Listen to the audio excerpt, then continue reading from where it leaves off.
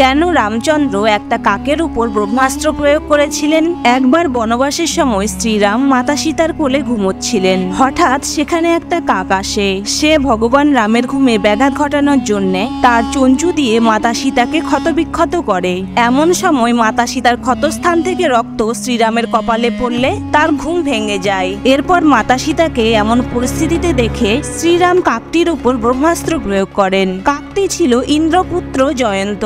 জয়ন্ত তার রক্ষার জন্য পিতা ইন্দ্রদেবের কাছে যায়, কিন্তু ইন্দ্রদেব জয়ন্তকে বলেন এতে তিনি তাকে কোনো সাহায্য করতে পারবেন না, কারণ ভগবান রামের ব্রহ্মাস্ত্র স্বয়ং ব্রহ্মাও আটকাতে পারবেন না। অবশেষে কাকটি এসে রামচন্দ্রের চরণে ক্ষমা প্রার্থনা করে।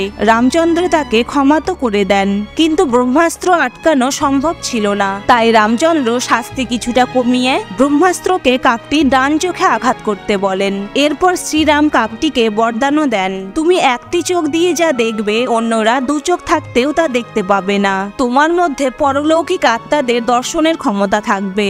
যারা তাদের পূর্বপুরুষের পিণ্ডদানের সময় কাককে ভোজন করাবে তাদের পূর্বপুরুষের আত্মার শান্তি ও সন্তুষ্টি লাভ হবে। এই কারণেই কাকের মাধ্যমে পূর্বপুরুষদের উদ্দেশ্যে খাদ্য নিবেদনের প্রথা চলে আসছে।